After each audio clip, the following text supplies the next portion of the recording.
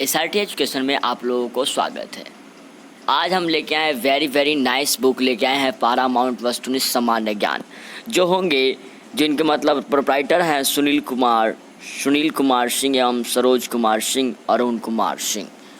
और मतलब ये क्वेश्चन जो होंगे वेरी इंपॉर्टेंट होंगे। इसमें क्वेश्चन बताए जाएंगे जिसमें संघ लोक सेवा आयोग, राज्य लोक सेवा आयोग, कर्मचारी चयन आयोग और रेलवे भर्ती बोर्ड द्वारा आयोजित समस्त परीक्षाओं एवं अन्य प्रतियोगी परीक्षाओं के लिए वेरी इंपॉर्टेंट क्वेश्चन है। इसका पब्लिश्ड किया गया है इस बुक को वस्तुनिष्ठ सामान्य ज्ञान को पारामाउंट पब्लिकेशन के द्वारा, और पारामाउंट पब्लिकेशन के द्वारा पब्लिश्ड किया गया है। और आपको आज इस वीडियो में बताए जाएंगे भारतीय इतिहास से रिलेटेड क्वेश्चन, और भारतीय इतिहास में टॉपिक बाय टॉपिक बताया जाएगा आपको क्वेश्चन। और आज का पहला टॉपिक हमारा है प्राचीन भारतीय इतिहास के स्रोत। प्राचीन भारतीय इतिहास के स्रोत के आपको मिनिमम पूछा जाए तो मिनिमम जो है 70 क्वेश्चन के आसपास बताया जाएगा, और 70 क्वेश्चन होंगे ऑब्जेक्टिव क्वेश्चन होंगे।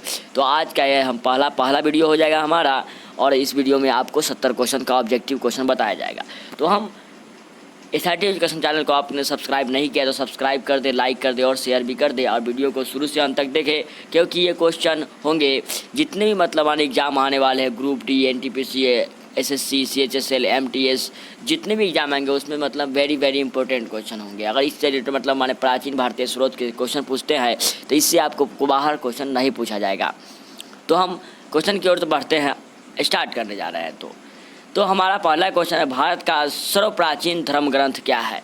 तो आप लोगों को पता होगा कि भारत का सर्वप्राचीन धर्म ग्रंथ क्या है, तो हमारा है वेद। वेद जानते होंगे, वेद ये हमारा क्या है, वेद जो है या पुराण, ब्राह्म ग्रंथ, उपनिषद, वेद में यह क्या है कि भारत का प्राचीनतम धर्म ग्रंथ क्या है, वेद है।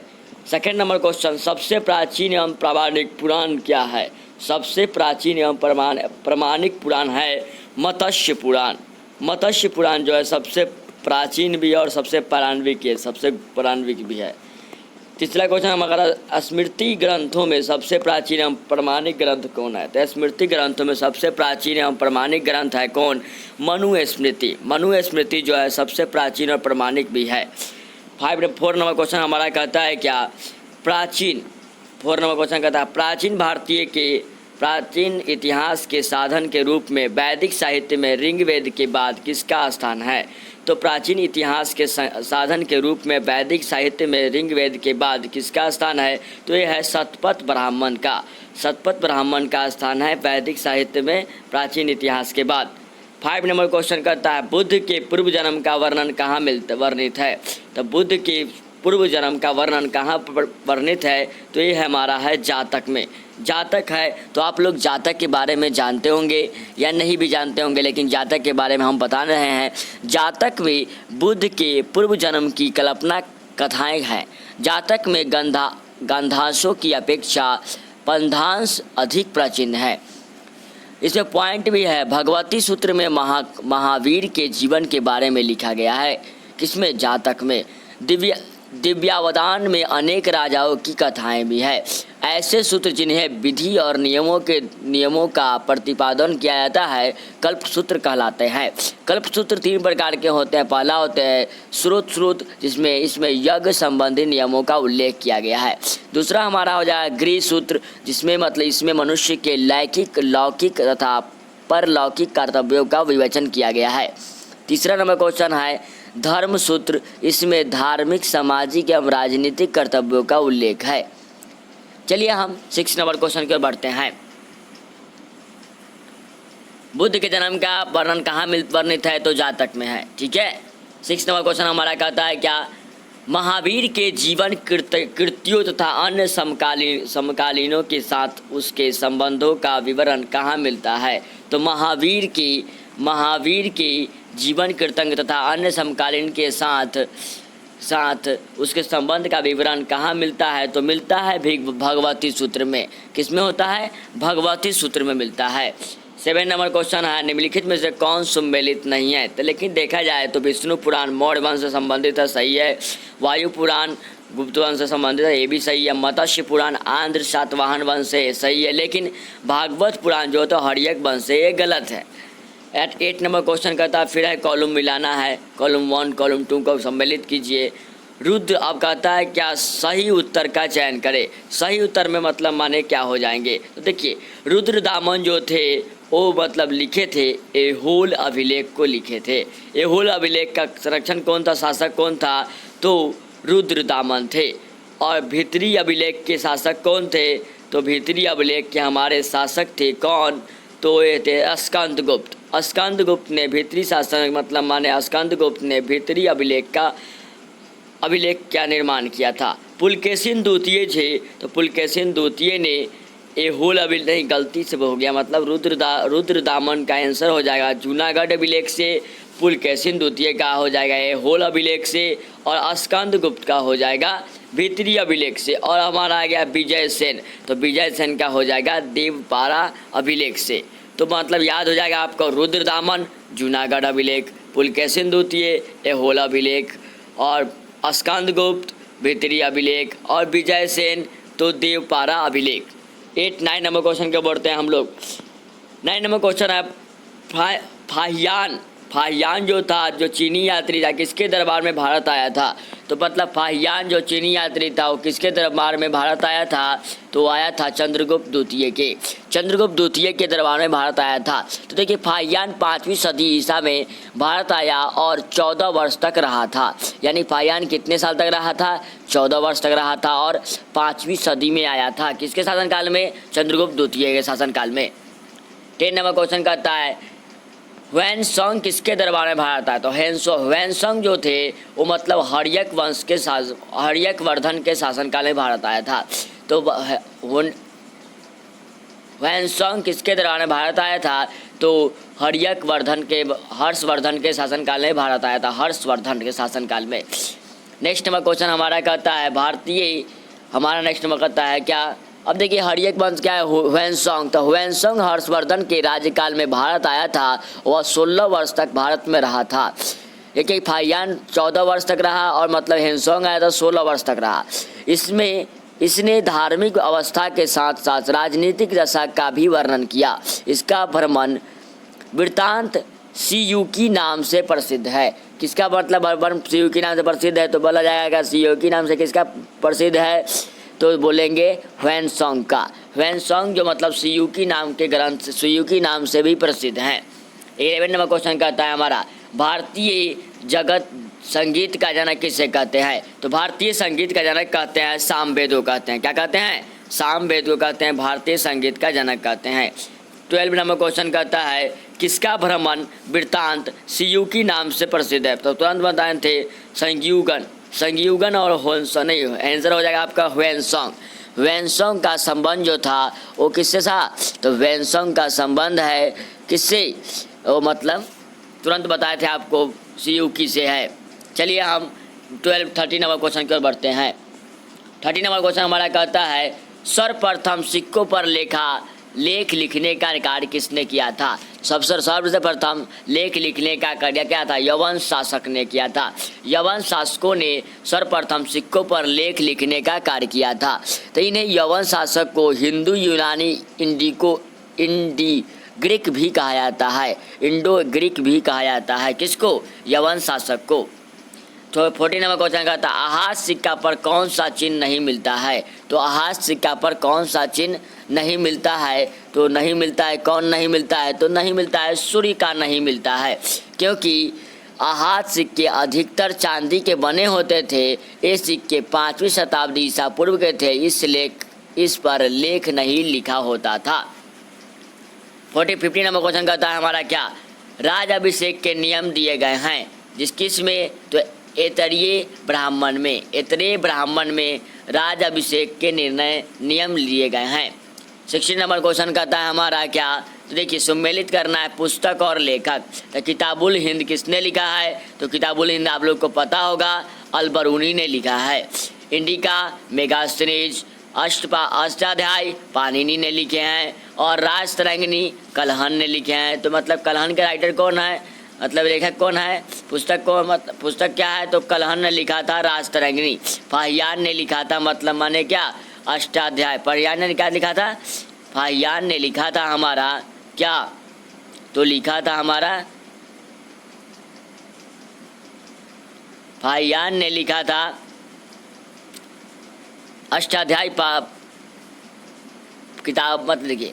कलहन ने मतलब माने हो गया, आंसर हो गया। किताबुल हिंद लिखा था मतलब अल बरूनी ने, सही है। इंडिका मेगास्थनी सही है। अष्टाध्यायी पाणिनि सही है। उसके बाद राष्ट्ररंगिणी मतलब कौन लिखा था?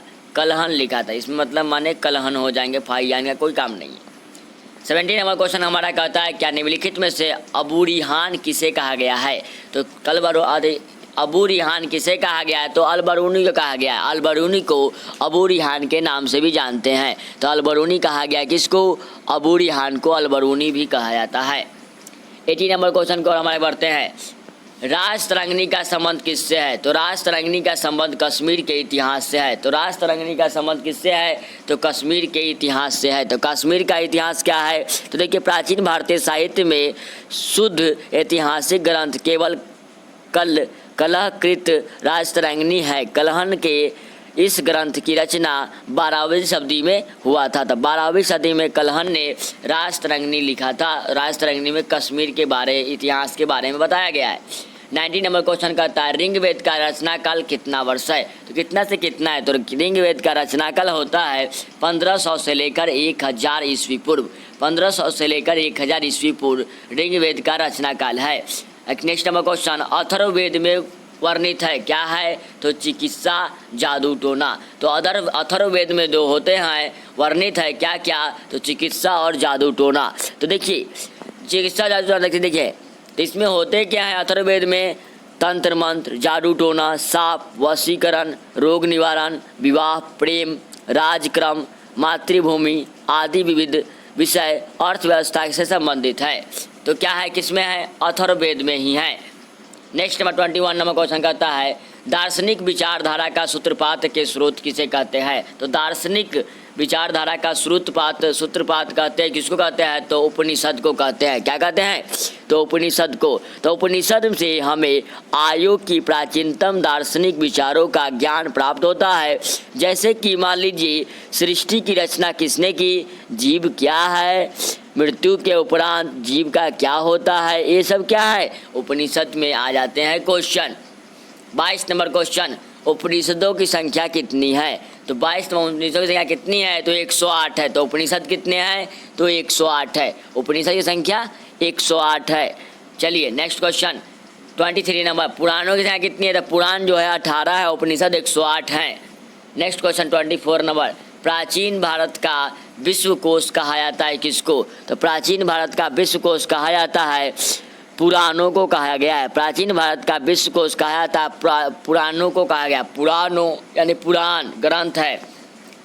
नेक्स्ट 25 नंबर वंशानुचित का संबंध किससे है? तो वंशानुचित का संबंध है किससे है? तो पुराणों से है। वंशानुचित संबंध किससे है? तो वंशानुचित का संबंध पुराणों से है। तो पुराणों से है। चलिए 26 नंबर क्वेश्चन के हम बढ़ते हैं। 26 नंबर हमारा क्या कहता है कि 26 नंबर मनु स्मृति का रचनाकाल क्या है? तो 200 ईस्वी से 200 ईस्वी के मध्य, 200 ईस्वी से पूर्व से 200 ईस्वी के मध्य होता है। यह शुंग काल से संबंधित है। कौन? मनु स्मृति की रचना।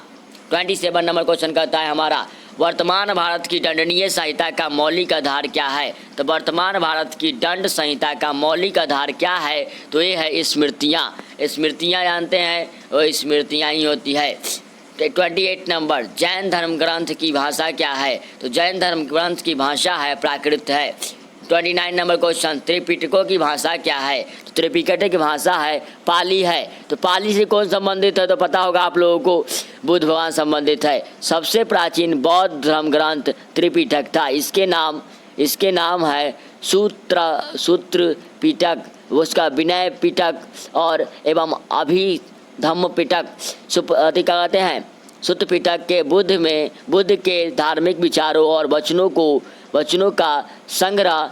विनय पिटक में बौद्ध संघ के नियमों का उल्लेख है और अभिधम्म पिटक में बौद्ध दर्शन का विवेचन भी है। नेक्स्ट नंबर क्वेश्चन हमारा कहता है क्या? 30 नंबर क्वेश्चन देखिएगा। एरन स्तंभ लेख गुप्त काल के किस शासक के समय का था? तो एरन अभिलेख जो है मतलब गुप्त काल के किस शासक का था? तो ये हमारे शासक के थे। कौन थे शासक? तो शासक का नाम था मतलब वर्तमान भारत की रणनीति तो बता दिए थे आप लोग को। तो एरन स्तंभ लेखक गुप्त काल के किस शासक के समय था? तो लिखेंगे भानुगुप्त। भानुगुप्त के शासन काल के समय में कौन था? एरन स्तंभ लेख थे। Next number question 31 number, Fahien का भारत आगमन काल क्या होता है? तो फाहियान जब भारत आए थे 399 ईस्वी में आए थे। 399 ईस्वी में कौन आया था? तो फाहियान भारत आया था। 22 नंबर क्वेश्चन देखिएगा, कौटिल्यकृत अर्थशास्त्र कितने अधिकरणों में विभाजित है? तो कौटिल्य अधिकृत अर्थशास्त्र कितने अधिकरणों में विभाजित है? तो लिखेंगे 15। तो 15 लिखेंगे। लेकिन अर्थशास्त्र का विषय वस्तु राजनीति है। अर्थशास्त्र की तुलना क्या बोलते हैं मैकियावेली के द प्रिंस से की गई है। मैकियावेली के द प्रिंस से की गई है, यानी राजा के द्वारा किया गया है। इसका कौटिल्यकृत अर्थशास्त्र के बताए गए हैं। 33 नंबर क्वेश्चन देखिएगा, निम्नलिखित में से कौन सिकंदर के साथ नहीं आया था? तो निर्याकस आए थे, आर्नेसिकस आए थे, अरिस्टोबुलस आए थे, लेकिन डाइमेक्स नहीं आए थे। तो डाइमेक्स जो क्या थे मतलब मन सिकंदर के साथ वापस नहीं आए, तो इसीलिए मतलब क्या हो गए, ये अलग हो गए। नेक्स्ट क्वेश्चन हमारा क्या गया 34 नंबर क्वेश्चन, इतिहास पढ़ते हैं तो इतिहास के पिता के बारे में जानना जरूरी होता है। तो इतिहास का पिता किसे कहते हैं? तो इतिहास का पिता कहते हैं हेरोडोटस को बोलते हैं। इतिहास का पिता किसे कहते हैं? हेरोडोटस को कहते हैं।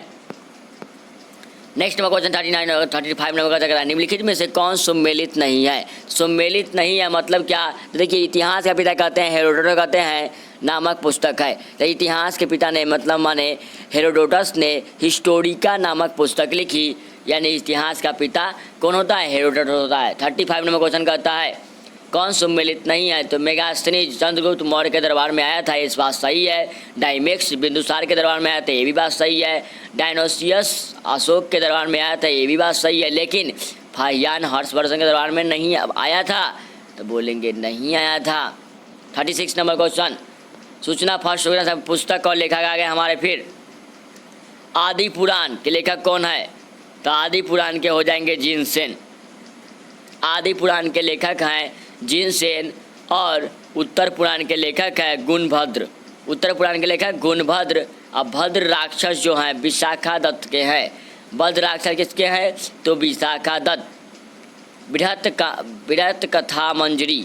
बृहत कथा मंजरी के लेखक कौन है? तो हो जाएंगे इसके आपको धर्मेंद्र।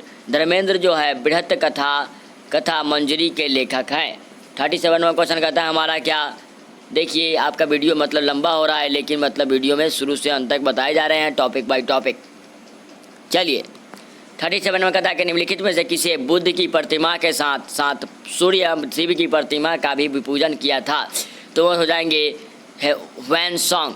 वैनसोंग ने क्या किया? तो वैनसोंग ने किया कि बुद्ध के साथ साथ और सूर्य के साथ साथ और शिव की प्रतिमा का भी दोनों का क्या किया?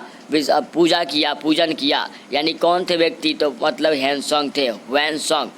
38 नंबर क्वेश्चन, एशिया माइनर में बोगजक कोई नामक स्थान पर लगभग ईस्वी वर्ष 1400 का सर्वत संधि पत्र अभिलेख मिलता है। इससे कौन कौन से बौद्धिक और देवताओं के नाम दिए गए हैं? तो इसके द्वारा हम समझ सकते हैं। पहला मित्र, वरुण, इंद्र और नास्त्य। इसका मतलब माने हो जाएगा, मतलब ये आंसर हो जाएगा हमारा किसका? एक टोटल का। नेक्स्ट 39 नंबर कहता है किस वंश के राजाओं का पूरा इतिहास उनके अभिलेखों के आधार पर लिखा गया? तो किस वंश के राजाओं का पूरा इतिहास उसके अभिलेखों के आधार पर लिखा गया है? तो ये हो जाएंगे सातवाहन वंश के राजाओं का। सातवाहन वंश के राजाओं का जो काल मतलब माने लिखने का कला था, सातवाहन के राजाओं का मतलब था क्या कि अभिलेखों के आधार पर लिखा जाए। नेक्स्ट नंबर 40 नंबर का था क्या, सबसे प्राचीन अभिलेख किसके हैं? सबसे प्राचीन क्या है? तो अशोक के अभिलेख जो होते हैं सबसे प्राचीन हैं। 41 नंबर क्वेश्चन, अशोक के अभिलेख में किस लिपि का प्रयोग किया गया है? तो ब्राह्मी लिपि, खरोष्टी लिपि और माइका लिपि तीनों किए गए हैं। तो देखिए यहाँ पर अशोक के अभिलेख में Brahui, Kharoshthi,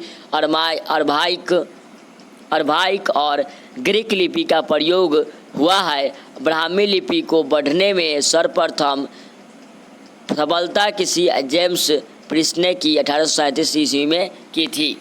next number question 42 number, सभा एवं समिति को प्रजापति की दो पुत्रियां किस वेद में कहा गया है? तो अथर्ववेद में बोला गया है कि सभा और समितियों की प्रजापति की दो स्त्रियां वेद होती हैं। 43 नंबर क्वेश्चन कहता है ऋग्वेद में मंडलों की संख्या कितनी है? तो पढ़े होंगे आप लोग, तो ऋग्वेद में मतलब 10 मंडल होते हैं।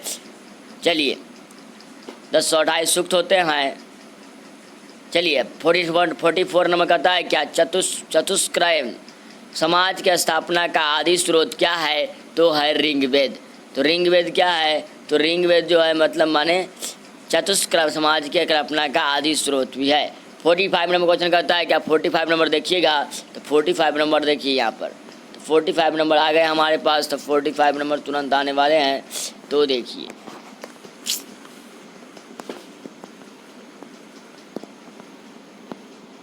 देखिए 45 नंबर आ गए हमारे पास। 45 नंबर बोला गया निम्नलिखित में किस ग्रंथ में 16 महाजन पदों का वर्णन किया गया है मिलता है? तो निम्नलिखित में से किस ग्रंथ में 16 महाजनों पदों का वर्णन करने को मिलता है? तो देखिए चतुष्फला 44 नंबर कहता है चालुक्य समाज की स्थापना का आदि स्रोत क्या है? तो ऋग्वेद है। देखिए तो चतुष्फला मानव समाज की स्थापना कल्पना का स्रोत ऋग्वेद। 10 मंडल होते हैं, उसमें 1028 ऋचाएँ होती है और मतलब हमारी संख्याएँ सूक्ति होती है और 10,462 ऋचाएँ होती है। देवता सोम का उल्लेख 9वें मंडल में किया गया है। ये क्या है? ऋग्वेद के कारण होता है। नेक्स्ट नंबर क्वेश्चन, निम्नलिखित में से किस ग्रंथ में 16 महाजन पदों का वर्णन किया गया है? तो ये हो जाएंगे हमारे क्या अंगुत्तर निकाय और भगवती सूत्र। अंगुत्तर निकाय, भगवती सूत्र। 46 नंबर क्वेश्चन कहता है त्रिपिटक का संबंध किस धर्म से है? तो पता होगा आप लोगों को त्रिपिटक क्या है। त्रिपिटक जो है बौद्ध धर्म से संबंधित है। नेक्स्ट 47 नंबर कहता है कि आगाम साहित्य कहा जाता है किसको? तो आगाम साहित्य किसे कहते हैं? तो जैन साहित्य को कहते हैं। जैन साहित्य को बोलते हैं आगाम साहित्य। 48 नंबर क्वेश्चन कहता है महाभाष्य की रचना किसने की थी? तो महाभाष्य की रचना किसने की थी? तो पतंजलि ने की थी। तो पतंजलि मानिए वह पाणिनि की अष्टाध्यायी का टीका में लिखाया था। कौन अष्टाध्यायी का लेखक कौन है? तो पाणिनि है, वैसा ही बताया गया है। चचनामा में वर्णित है क्या? सिंध का इतिहास। चचनामा में जो होते हैं वर्णित है क्या है? तो क्या बोलते हैं कि सिंध का इतिहास मिलता है चचनामा में। 50 number question, Periplus of the Erythraean Sea के लेखक कौन है? Periplus of the Erythraean Sea के लेखक कौन है? तो मतलब यानी क्या हो जाएगा? ऑप्शन के अनुसार से नहीं दिया गया है, ऑप्शन के अनुसार से गलत हो जाएंगे। ये आंसर कोई नहीं होंगे, न टॉलमी होगा, ना मैग्नीज होगा, ना इंडियाकस होगा, ये सब में से कोई नहीं होंगे। 51 नंबर क्वेश्चन क्या महाभारत की रचना किसने की थी? तो महाभारत की रचना पता होगा आप लोगों को कि महाभारत की रचना किसने की थी? तो महाभारत की रचना की थी किसने? वेद व्यास ने। तो महाभारत की रचना वेद व्यास ने की थी। तो देखिए महाभारत का मूल नाम जय संहिता है या यव संहिता भी कहते हैं, या इसका संबंध होता है विजय संबंधित गाथा होता है। मतलब क्या महाभारत की रचना किसने की थी? तो वेद व्यास ने की थी। नेक्स्ट क्वेश्चन 52 नंबर देखिएगा कि वेदयंत्री के अंतर्गत सम्मिलित है क्या? ऋग्वेद, यजुर्वेद, सामवेद, अथर्ववेद। वेदयंत्री का क्या होता है? ऋग्वेद, यजुर्वेद, सामवेद, अथर्ववेद क्या है? अंतर्गत सम्मिलित है। 53 नंबर, विष्णु का प्राचीनतम उल्लेख कहाँ मिलता है? तो विष्णु का प्राचीनतम उल्लेख मिलेंगे ऋग्वेद का अध्ययन करने पर मिलता है, तो ऋग्वेद में। 55 नंबर क्वेश्चन करता है हमारा 55 नंबर देखिएगा यहाँ पर 54 नंबर क्वेश्चन भर ले। अच्छा यहाँ तक विष्णु। अब देखिए नेक्स्ट 53 नंबर कहता है विष्णु का प्राचीनतम उल्लेख कहाँ मिलता है? तो ऋग्वेद में मिलता है। 54 नंबर, सिक्कों का अध्ययन कहलाता है मुद्रा शास्त्र बोलते हैं। मुद्रा शास्त्र को बोलते हैं सिक्कों का अध्ययन। 55 नंबर, सबसे पहले सोने के सिक्के किसने जारी किए? तो हिंद यूनानियों ने किए थे। तो हिंद यूनानियों ने सबसे पहले सोने के सिक्के मतलब जारी करने का आदेश दिया था, यानी पहला भी था। 56 नंबर क्वेश्चन कहता है सोने के सिक्के सबसे अधिक जारी किए जाते हैं कहाँ पर? तो हो जाएंगे गुप्त शासकों ने मतलब सोने के सिक्के सबसे अधिक जारी किए। तो कहाँ रखे? तो देखिए यहाँ पर 56 नंबर क्वेश्चन कहता है कि सोने के सिक्के सबसे अधिक जारी कहाँ किए? तो गुप्त शासकों ने। 57 नंबर कहता है सबसे अधिक सिक्के किस काल के मिले हैं? तो मतलब हो जाएगा इसका मयोत्तर काल के। क्या हो जाएंगे? तो मयोत्तर काल के हो जाएंगे। तो मयोत्तर काल पता होगा आप लोगों को, तो मयोत्तर काल के होंगे, मयोत्तर काल। नेक्स्ट नंबर अगला 58 नंबर, वेदांगों की संख्या कितनी है? तो वेदांगों की संख्या जो है 6 है। तो वेदांग गद्य सूत्र में लिखे गए हैं, अतः संक्षिप्त होने के कारण सूत्र कहलाते हैं। शब्दों की उपस्थिति उत्पन्न की जानकारी निरुक्त से मिलती है, यानी रुकने से ही मिलता है। तो ये थे हमारे कौन सबसे अधिक सिक्के किस काल से? मतलब मौर्य काल से। और वेदांगों की संख्या कितनी होती है? तो 6 होती है।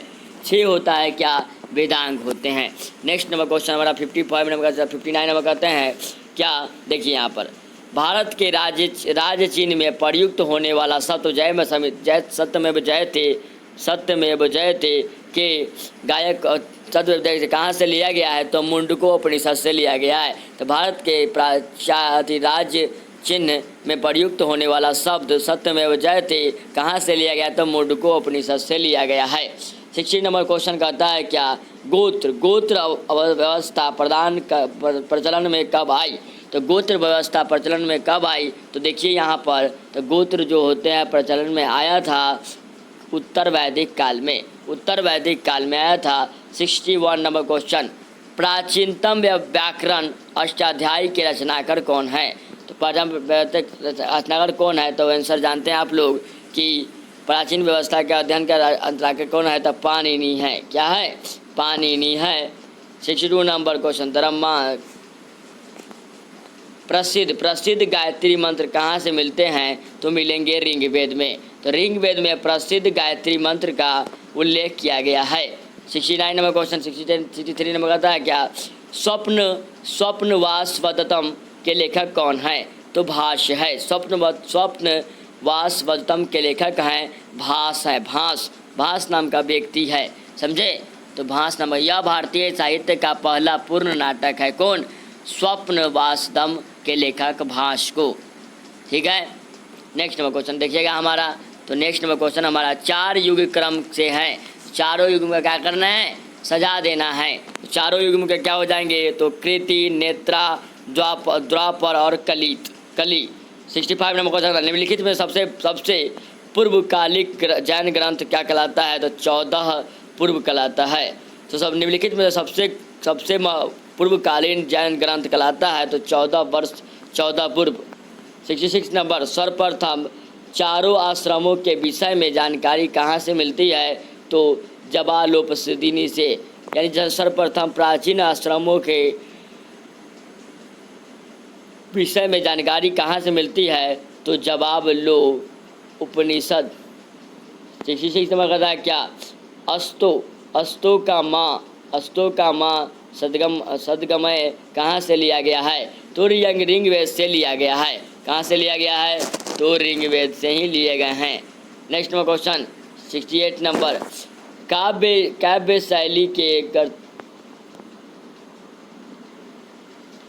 शैली के अंतर्गत लिखा गया प्रथम अभिलेख किसका है? तो देखिए, तो रुद्रदामन का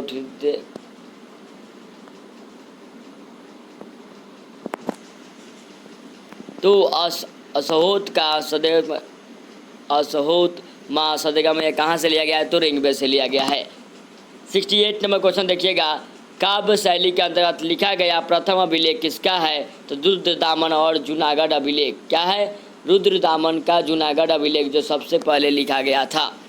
नेक्स्ट 69 नंबर क्वेश्चन और इस वीडियो का लास्ट क्वेश्चन होंगे आपके 69 नंबर क्वेश्चन बताए गए हैं, यानी क्या 30 नंबर क्वेश्चन। निम्नलिखित में सम्मिलित करे, सम्मिलित क्या हो जाएंगे, यानी क्या उपयुक्त सभी हो जाएंगे, क्या हो जाएंगे, तो उपयुक्त सभी हो जाएंगे। तो सभी मतलब क्या, कोई भी मतलब माने जो सामने सामने दिया है वो मतलब माने उसके आंसर हो जाएंगे तब, यानी उपयुक्त सभी हो जाएंगे। ध्यान दीजिए, मुद्र राक्षस के लेखक कौन है, विशाखा दत्त। मृच्छकटिकम के लेखक है क्षुद्रक। हर्षचरित के लेखक है बाणभट्ट। नीतिशास्त्र के लेखक कामनदक। और प्रतिबंध चिंतामणि के लेखक हैं मेरुतुंग। अभिज्ञान शकुंतलम के लेखक है कालिदास। ठीक है, तो आज के वीडियो में इतना ही, क्योंकि आपका वीडियो बहुत लंबा हो गया, 30 मिनट का हो गया शुरू से लेकर, यानी कि आपको आज प्राचीन भारतीय इतिहास का स्रोत के बारे में डिटेल पूर्वक बताया गया है। तो आप लोग मतलब शुरू से तैयारी करना चालू कर दीजिए, जो भी मतलब माने एग्ज़ाम देने वाले हैं अगले वाले, जो अभी से ही एग्ज़ाम देने का प्रैक्टिस करने लगे, समझे। तो आज के वीडियो में इतना ही। Thanks for watching my video. अगर वीडियो पूरा देखे लेकिन शुरू से अंत तक।